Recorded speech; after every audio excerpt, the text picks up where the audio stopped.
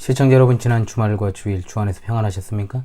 시작된 한 주간도 성삼일체 하나님께서 여러분들 함께 하시기를 원합니다. 이번 주에도 하나님 말씀 중심의 삶을 살아가시기를 원하오며, 효놀이와 함께하는 올해 12번째 구원의 여정 출발하도록 하겠습니다. 2023년 12주차입니다.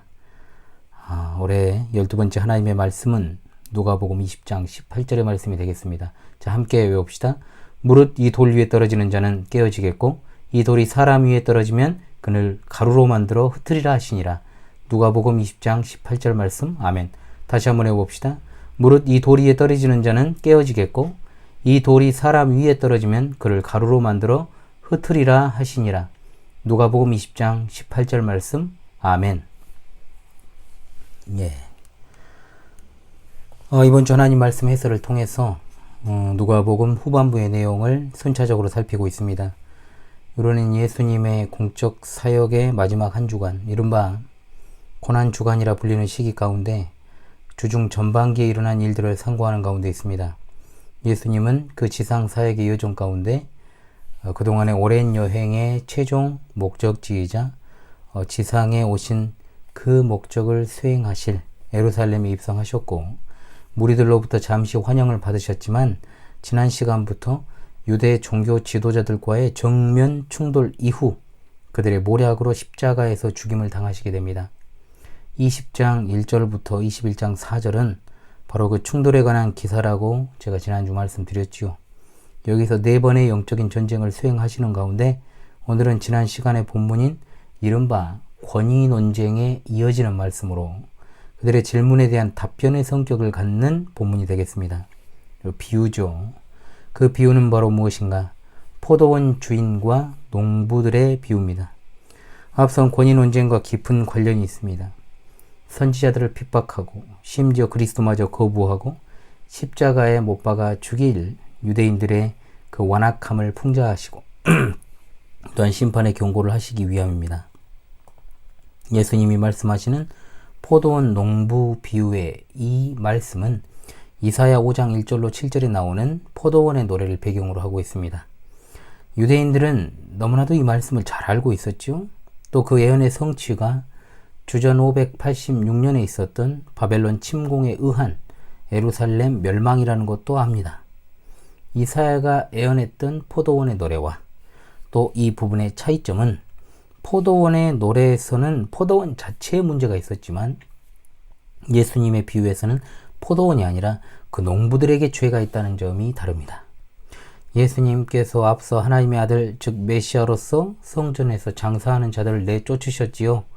그러나 유대 종교 지도자들은 이 일을 계기로 해서 회개하기는커녕 오히려 자기들이 이스라엘을 차지하려는 의도로 메시아이신 예수님을 죽이게 되는 겁니다. 하나님은 이 지도자들을 진멸하고 다른 지도자들을 세워 새로운 이스라엘, 즉 신약교회를 다스리게 하실 것이라는 게 이 비유의 핵심 주제가 되겠습니다. 시청자 성도들이시여, 오늘 주어진 본문은 결코 감춰진 본문이 아닙니다. 따라서 19절로부터 유대 지도자들이 도둑놈이 제발 저린다라는 말과 같이 자기들을 가리켜 말씀하신 것을 알았다라고 분명 되어 있지 않습니까? 19절에 너무나 명백한 이 본문을 통해서 우린 지금까지와 마찬가지로 오늘날의 한국 교계의 현실과 그리고 교계 지도자들의 모습, 그리고 그 교단에 속해 있는 각 지교회와 우리의 모습을 돌아보고 심각한 경고의 메시지로 이 말씀을 받아야 할 것입니다. 우리는 당시에 율법주의 종교이자 자기의 종교를 가지고 살았던 위선적인 유대 종교 지도자들을 멸하시고 세우신 교회, 즉 사도들의 신앙 고백 위에 세워진 신약교회 성도로 부름을 받았습니다. 예수님께서 십자가에서 죽임당하시고 부활하시고 승천하신 후 지상의 시간으로는 약 2000년 흘렀지요. 그 사이의 역사는 또 반복되었고 또 실로 헤아릴 수 없이 많은 신앙의 선배들이 주 예수 그리스도와 사도들의 신앙 고백의 터 위에 세워진 교회를 지키기 위하여 피를 흘리며 순교했고, 우리 한국교회도 일본 제국주의와 또한 일루미나티 공산주의자들에 의해 수많은 신앙의 선배들이 피를 흘리고 또한 순교당한 순교자의 터 위에 세워진 교회입니다. 말세의 지말 대박해의 시기를 앞두고는 있습니다. 지금은 배도의 시기이고 대환난의 시기를 앞두고 사탄이 최후의 일격을 준비하고 있는 때 아니겠습니까? 따라서 그야말로 깨어서 그 환난의 시기를 대비하고 주님의 다시 오심을 예비하는 주님의 신부된 교회와 성도들이 다 되어야 할 것인데 깨어있기는커녕 모두가 다 졸고 있습니다. 교회는 급속도로 세속화되었고 교회가 세상 가운데 빛과 소금의 역할을 하기는커녕 세상에서도 하지 않으려는 일들을 자행하여 오히려 더 어둡게 만드는 일들이 속출하는 이 시기에 우리들을 향해 주시는 경고의 메시지로 오늘 말씀을 받지 않으면 아무런 의미 없는 시간이 되어버리고 말 것입니다. 포도원 주인과 농부 비유를 통해 영적으로 각성하여 말세 지마를 살아가고 마지막 때를 준비하는 신앙의 절개를 지키는 순결한 신부된 성도들이 다 되시기를 소망합니다. 자, 오늘 주어진 본문을 읽고 또 본격적으로 해설을 하지요. 20장 9절로 19절의 말씀입니다. 자, 누가복음 20장 9절로 19절입니다. 제가 읽습니다. 그가 또 이 비유로 백성에게 말씀하시기 시작하시니라. 한 사람이 포도원을 만들어 농부들에게 세로 주고 타국에 가서 오래 있다가 때가 이르매 포도원 소출 얼마를 바치게 하려고 한 종을 농부들에게 보내니 농부들이 종을 몹시 때리고 거저 보내었거늘 다시 다른 종을 보내니 그도 몹시 때리고 능욕하고 거저 보내었거늘 다시 세 번째 종을 보내니 이 종도 상하게 하고 내쫓은지라. 포도원 주인이 이르되 어찌할까 내 사랑하는 아들을 보내리니 그들이 혹 그는 존대하리라 하였더니 농부들이 그를 보고 서로 의논하여 이르되 이는 상속자니 죽이고 그 유산을 우리의 것으로 만들자 하고 포도원 밖에 내쫓아 죽였느니라. 그런즉 포도원 주인이 사람들을 어떻게 하겠느냐.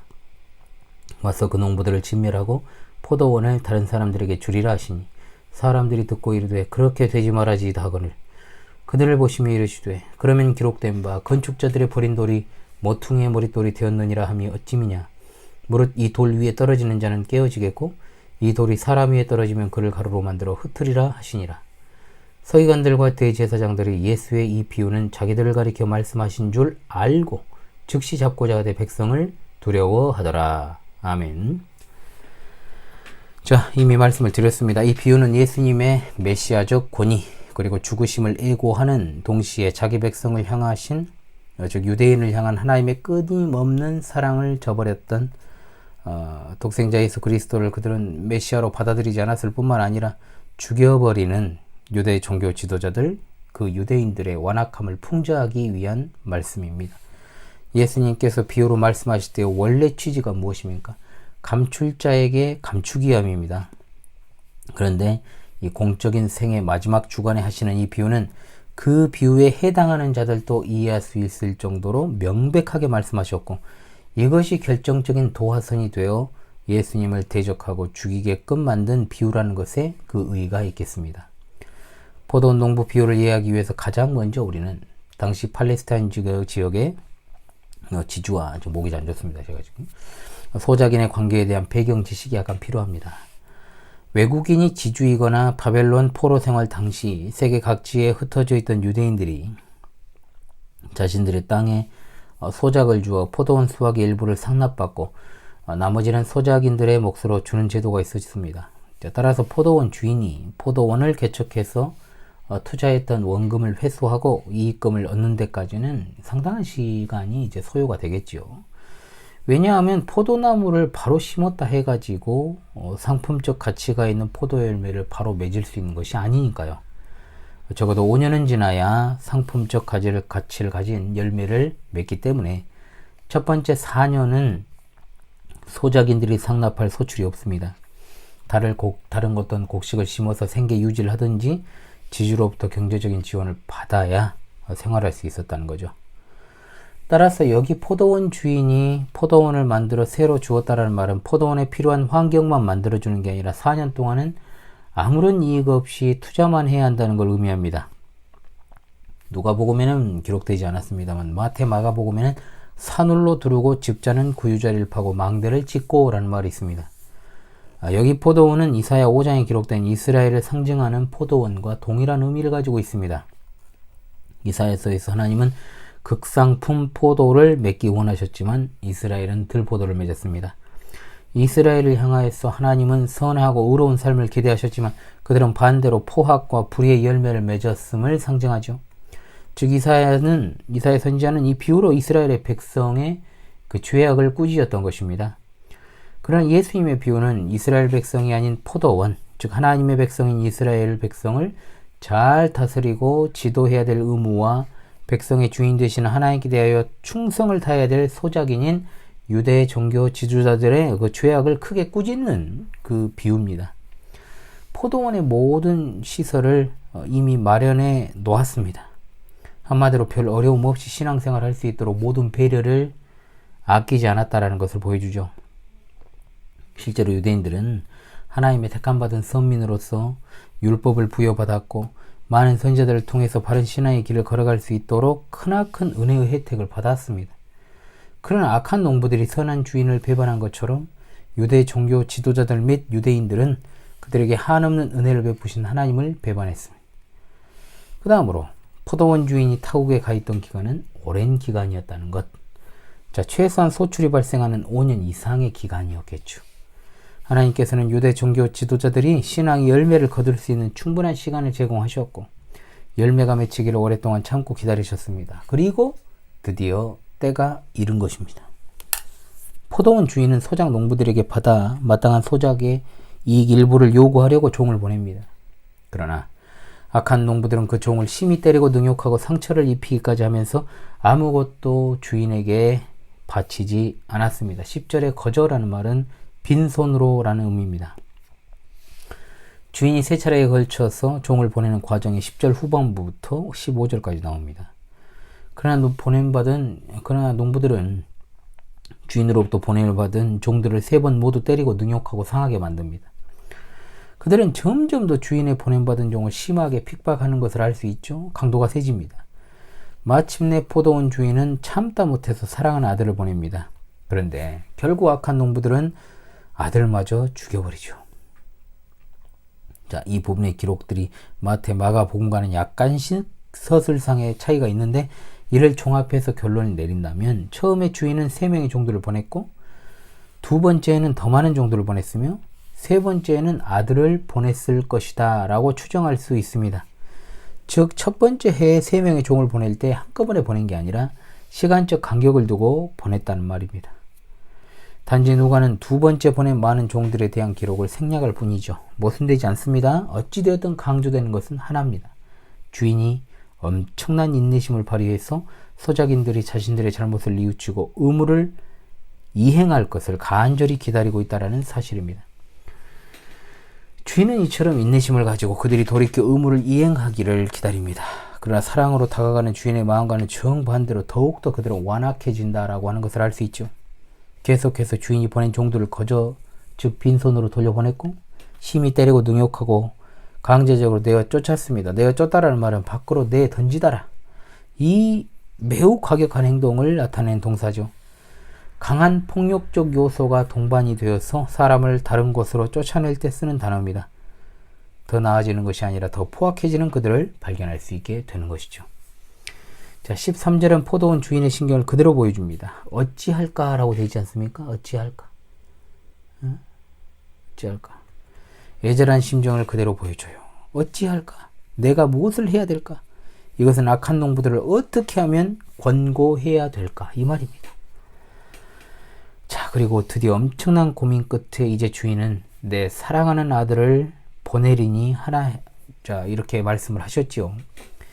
이 말씀에서부터 지금까지 보낸 종들과 아들의 차이점이 드러납니다.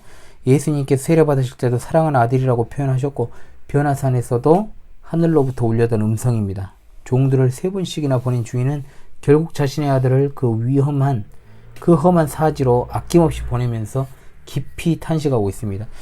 악한 백성을 구원하기 위해 죽음의 길은 이 땅에 독생자 예수 그리스도를 보내신 하나님의 끝없는 사랑을 우리는 여기서 발견할 수 있게 되는 겁니다. 주인은 그러면서 희망을 품습니다. 혹 그는 존대하리라 하고 말입니다. 과연 이 악한 농부들이 아들을 보고 그들의 악한 마음을 돌이킬까요? 14절에 그들이 지금까지 하지 않던 짓을 합니다. 의논합니다. 받아들이겠다는 의도로 의논을 했으면 참 좋았겠습니다만 아닙니다.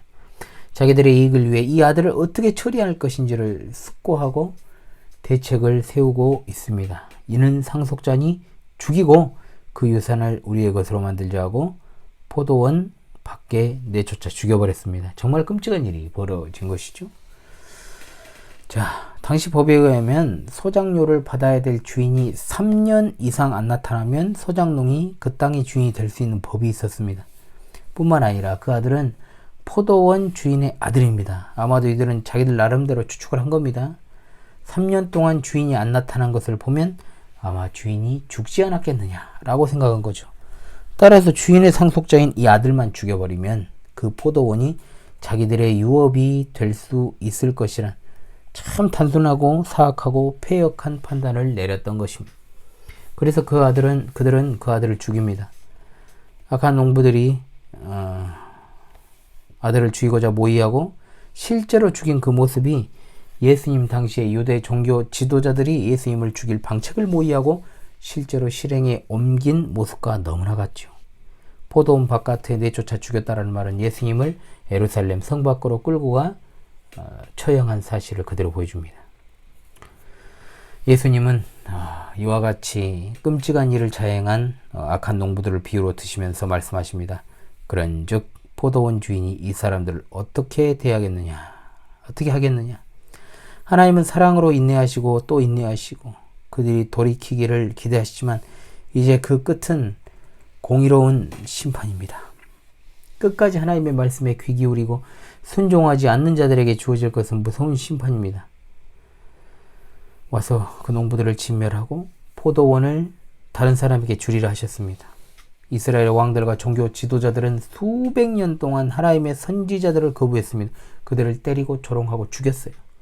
그리고 최종적으로 이미 종교 지도자들에게 배척당한 하나님의 사랑하는 아들 예수님께서 죽임당하게 될 것입니다. 예수님은 유대인 지도자들이 그를 죽인 데 대해서 심판을 받을 것이라 말씀합니다. 그들은 하나님이 보내신 사자들과 그의 아들을 배척함으로 하나님을 배척하는 것을 보여주었습니다.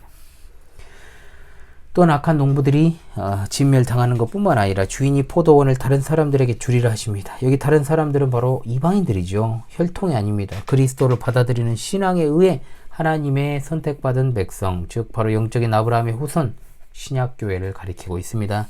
그러자 그것을 듣고 있던 청중들이 그러게 되지 말아지이다.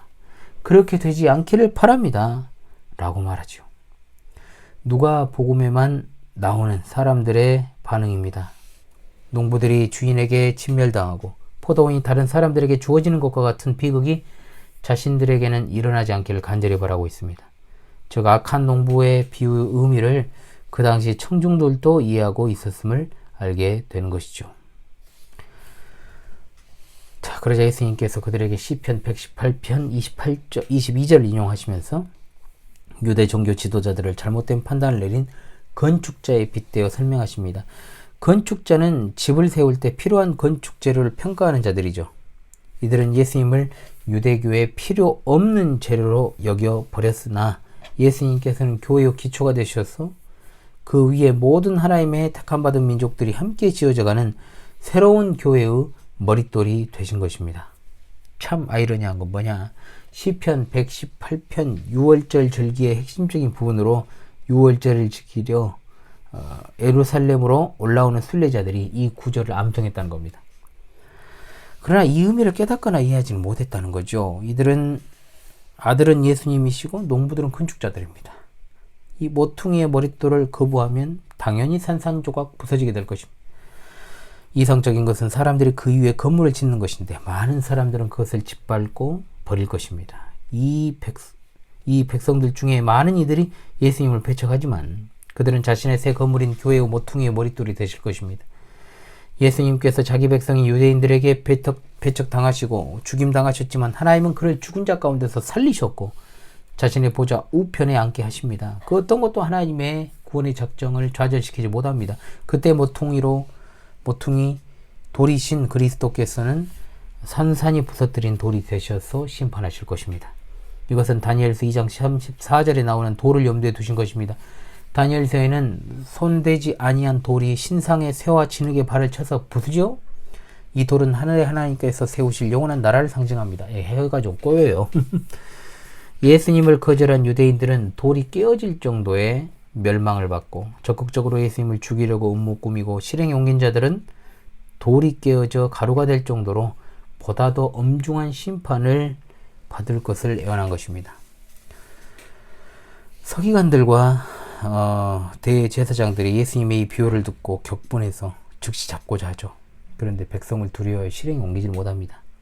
자신들이 바로 악한 농부요, 어리석은 건축자들이라는 것을 알았던 겁니다. 지금은 백성들이 예수님의 말씀을 열정적으로 듣고 있고 그분의 선지자로 여기니 자칫 예수님을 잘못 건드렸다가는 도리어 그들이 공경에 빠질 수 있으므로 한 발 물러서 다른 계략을 세웁니다. 자, 실로 이들은 악한 농부들처럼 예수님을 잡아 죽이려고 한 거죠. 하나님을 두려워해서 이 일을 하지 않았으면 좋으련만 이전에도 말씀드린 바와 같이 이들은 자신의 의를 믿는 종교인들이었기 때문에 하나님을 두려워하지 않고 사람을 두려워했던 것입니다.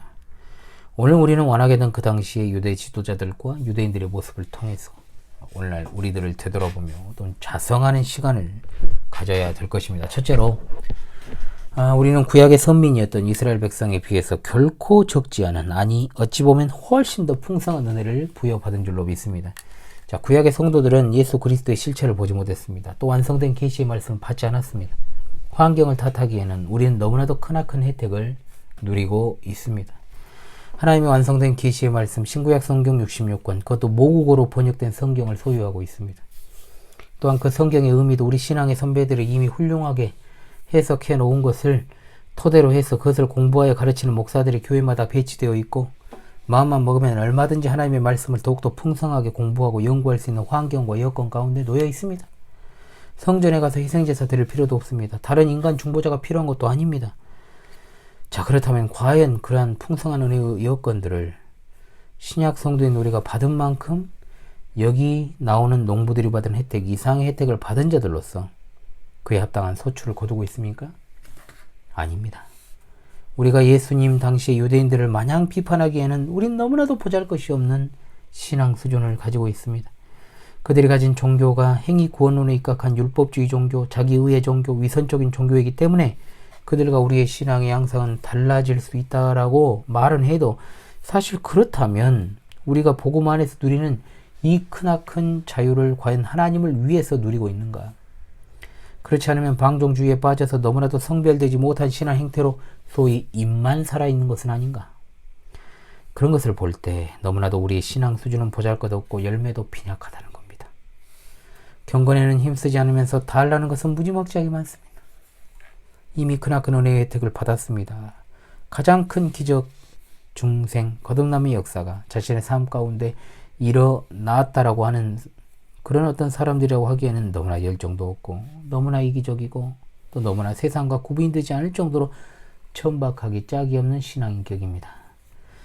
과연 하나님의 전적인 은혜로 구원받은 사람이라면 이래도 되는가라고 생각을 했을 때 우린 예수님 당시 유대인들을 정죄하기보다 우리 자신의 자화상으로 봐야 되는 겁니다. 받은 것에 비해서 너무나도 하는 것은 초라하지 않는가?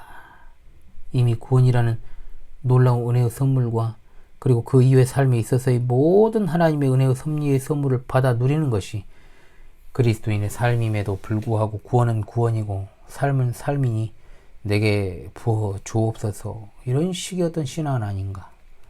우리 자신을 철저하게 돌아보고 이미 풍성한 여건을 마련하셔서 소출을 요구하시는 주님의 뜻에 합당하게 포도원인 교회에서 포도원의 소출, 즉 삶에 있어서의 선한 열매를 하나님께 드려야 할 줄로 믿습니다. 그것이 바로 우리에게 필요한 삶의 자세요, 세상적이고 육신적인 것에 목말라하는 것이 아니라 의에 줄이고 목마른 자들이 되어야 할 줄로 믿습니다. 아멘. 두 번째, 자, 오늘 말씀의 악한 농부들은 신약교회 안에도 여전히 존재한다는 것을 잊지 맙시다. 예수님 당시 유대 종교 지도자들은 마땅히 주인에게 포도원의 소출을 바쳐야 하는 존재였습니다. 정해진 분량을 바쳐야 됩니다. 그런데 그들이 잠시 빌린 토지의 가치, 그리고 모든 재반 시설을 다 마련하신 것에 비하면 바치는 것은 사실 아무것도 아닙니다. 그리고 주인은 그 소장료가 없다고 해서 곤란을 겪는 그런 것도 아닙니다. 왜냐? 주인은 모든 것의 소유자가 되시는 하나님이시기 때문입니다. 오늘날의 교회에서 하나님의 사역을 맡아 가르치고 다스리는 자들은 마치 하나님께서 그들에게 토지를 빌려주고 재반 시설을 갖추게 해주어 일하게 만드신 농부들과 똑같은 겁니다. 포도원은 교회입니다. 농부들은 이제 가장 먼저는 목사라고 할 수 있겠죠.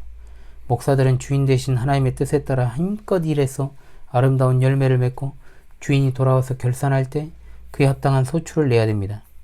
포도원은 자기 것이 아니고 열매를 맺기 위해 필요한 시설도 다 자신의 것이 아니라 주인의 것입니다. 혼인집에 갔다가 돌아오는 주인을 맞이하는 종들의 비유에서도 주인이 더디게 돌아오니까 제멋대로 살고 주인의 돌아옴을 예비하지 않았던 종들은 매를 맞는다라고 했지 않습니까? 불의한 청지기도 자신의 미래를 위해 지혜롭게 일하는데 하나님의 종이라는 자들이 마치 주인이 안 올 것처럼 자신이 포도원 주인이 되어 살아가고 있으니 어찌 개탄한 정말 현실이자 망조가 아닐 수 있겠습니까? 자, 하나님을 두려워하라고 말은 하면서 정작 자신은 하나님은 두려워하지 않는 것처럼 하나님을 행동하는 교계 지도자들, 참남하게 짝이 없는 말을 내뱉는 자들, 주님의 다시 오심을 예비하라고 외치지만 실제로 자신의 미래와 노후를 예비하기 여념이 없는 위선적 행태들, 목회 세습, 과연 우리 주님이 보시고 뭐라 하실까요? 말씀에 집중을 해서 보십시오. 과연 주인이 지금 포도원에서 나오는 소출에 관심이 있는지, 그렇지 않으면 주인이 맡긴 포도원을 열심으로 관리하고 가꾸고 충실히 그 의무를 감당하는 것에 관심이 있는지를. 달란트 비유, 문화 비유에 나오는 모든 종들은 주인으로부터 그의 능력에 따라 맡겨진 것에만 충실할 것을 요구받았습니다. 세상의 회사처럼 그 능력 이상을 요구한 것도 아니고 또 맨땅에 헤딩하라고 지시한 것도 아닙니다. 비교도 정말로 공평하게 나누어 주시고 충성스럽게 감당한 자들에게 그가 이익을 남긴 것과는 정말 비교도 되지 않을 엄청난 보상을 내리십니다. 관심은 얼마를 남겼느냐가 아니고 주인이 맡긴 일을 충성스럽게 감당했는가. 종은 주인의 뜻에 따라 일을 해야 되는 자요. 또한 주인이 죽으라면 죽고 살라면 사는 겁니다. 주인의 뜻에 위배되거나 또는 주인을 배반하면 안 됩니다. 과연 저를 포함한 이 시대의 목회자들의 다수가 교회에서 주인을 위하여서 많은 열매를 거두려고 하는지, 아니면 자신의 영달과 명예와 저 모든 많은 열매들을 자신을 위해서 거두려고 하는지, 그 마음속 깊은 곳까지 들여다보시는 하나님만 알고 계실 것입니다. 적어도 포도원인 교회는 주님의 진리의 말씀에 기초하여 그 말씀에 위배되는 일을 해서는 안 됩니다. 교회에서 말씀을 맡은 자들이 바로 말씀의 사역자인 목사이고 그 말씀에 따라 교회를 다스려야만 합니다. 종은 바로 이런 일을 위해 수행하고 주인이 결산하러 오시는 때를 기다린 자입니다. 얼마를 남기는가 보다 어떻게 일하여 남겼는가를 보시는 주님이십니다. 포도원은 질 좋은 극상품 포도 열매를 맺어야 되는데 이 일을 위해 주인으로부터 부름받은 농부가 쓰임 받는 것입니다. 자, 목사는 열매인 성도 하나하나가 최상의 품질이 되어서 주인에게 헌상되도록 하기 위해 부지런히 가꾸고 관리하고 도움을 주는 자이며, 또 오로지 그 일을 위해서 주인이 계시하신 뜻에 따라 그 일을 수행하는 자입니다. 교회 성도들은 그 사실을 잊지 마시고요. 하나님의 주신 말씀을 따라 삶 가운데 하나님의 은혜의 선물로 선한 열매를 맺기 위해 살아가야 될 것입니다. 폐역한 시대상, 그리고 무너져가는 한국 교회를 향해 주신 포도원 농부의 비유를 우리에게 주신 정말 준엄한 꾸짖음으로 받아서 이미 주신 은혜에 감사하고 삶으로 체현하는 포도원, 그리고 극상품 포도나무 열매들이 되어 살아가야 될 줄로 믿습니다. 하나님의 아들인 예수 그리스도를 죽인 원수들의 후회가 여전히 세상에 득세하는 지금 이때 우리가 예수 그리스도만을 교회의 모퉁이 돌로 삼지 않으면 반드시 무너지게 되어 있습니다. 우리 주님 반드시 다시 오십니다. 그날이 오기까지 주님의 소유된 광주 신실한 포도원을 아름답게 가꾸고 관리하여 최상의 품질의 열매를 헌상하는 우리 자신 모두가 될 수 있기를 간절히 소망합니다. 아멘. 다시금 이번 주 하나님 말씀을 외우면서요, 주어진 말씀의 뜻을 바르게 상고하는 그런 시간 될 수 있기를 원합니다. 무릇 이 돌 위에 떨어지는 자는 깨어지겠고 이 돌이 사람 위에 떨어지면 그를 가루로 만들어 흩으리라 하시니라. 누가복음 20장 18절 말씀. 할렐루야. 아멘.